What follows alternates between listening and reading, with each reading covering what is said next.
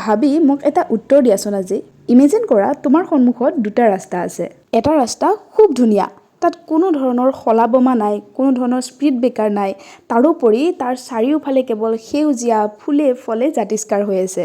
অইনটো ৰাস্তা খুবেই বেয়া, বোকা, পানী, খলা বমা, মৰুভূমি সদৃশ অৱস্থা। কিন্তু সেই বেয়া ৰাস্তাটোৰে অলপ দূৰ গ'লেই তুমি এনেকুৱা এখন ধুনীয়া ঠাই পাবা, যিখন ঠাই এৰি আহিব কাৰো মন নাযায়।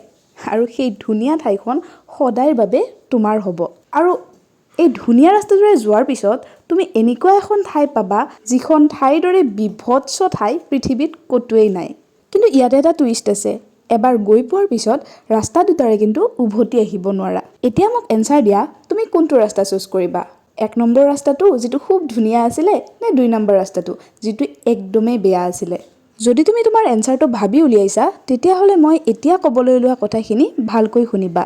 তুমি আচৰিত হ'বা এইটো কথা জানি যে এই দুটা ৰাস্তা তুমি জীৱনত সদায় পোৱা। মানে জীৱনৰ প্ৰতিটো ষ্টেজত তোমাৰ সন্মুখত এই দুটা ৰাস্তা আহিবই। আৰু তুমি আজি মই কোৱা এনচাৰটো বিচাৰি ৰাস্তা দুটা চুজ কৰা বা নকৰা, জীৱনত কিন্তু এই ৰাস্তা দুটাৰ এটা চুজ কৰিব লাগিবই। আৰু হয়তো বিভিন্ন সময়ত তুমি গম নোপোৱাকৈ ইতিমধ্যে কৰিছাও। প্ৰথম এই ৰাস্তাটো আহে তোমাৰ স্কুলীয়া অৱস্থাতে। এটা ৰাস্তা আহে ডেইলি মই 3 ঘণ্টা 4 ঘণ্টা 5 ঘণ্টা ফোন চলাম, আৰু এটা ৰাস্তা আহে ডেইলি মই 3-4 ঘণ্টা পঢ়িম। হয়তো তুমি ইতিমধ্যে এই ৰাস্তা দুটাৰ ভিতৰৰ এটা চুজ কৰি গৈয়ে আছা। যদিহে তুমি গধূলি টেবুলত যাব এৰি ফোনটো হাতত তুলি লৈ 3-4 ঘণ্টা পাৰ কৰিছা, তেতিয়াহ'লে তুমি সেই মই কোৱা ধুনীয়া ৰাস্তাটোত গৈ আছা, যাৰ অন্তিম ডেষ্টিনেশ্যনটো খুব বিভৎস আছিলে।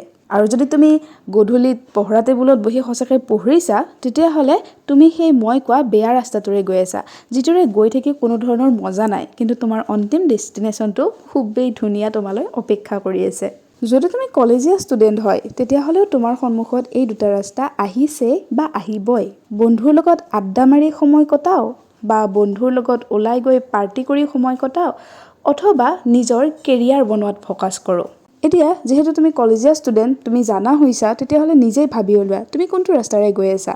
সেই বন্ধুৰ লগত সময় কটোৱা নে তুমি কেৰিয়াৰত ফ'কাছ কৰা ৰাস্তাটো চুজ কৰিছা? ডেষ্টিনেশ্যন তুমি অলৰেডি গম পাইছা, কোনটোৰে গ'লে কি হ'ব। প্ৰেমৰ সম্পৰ্কতো এই দুটা ৰাস্তা আহে। কাৰোবাৰ লগত ৰিলেশ্যনত অহাৰ পিছত এইটো গম পোৱা যায় যে ল'ৰা বা ছোৱালীগৰাকী ভাল হয় নে নহয়। ভাল হ'লেতো তোমাৰ হাতত অপশ্যন নাই, ভাল কথা।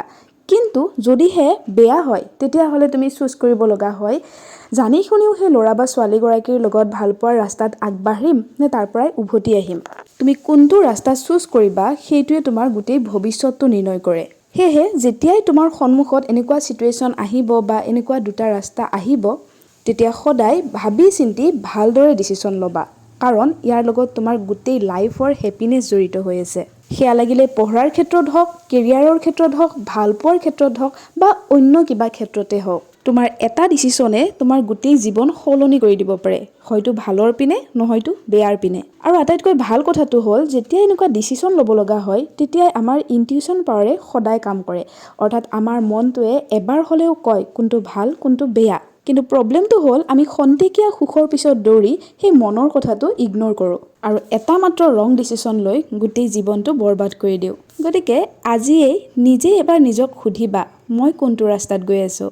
এনচাৰ তুমি নিজেই পাবা। আৰু ভাল কথাটো হ'ল, সময় থাকোঁতেই ৰাস্তাটো কিন্তু সলনিও কৰি ল'ব পাৰি।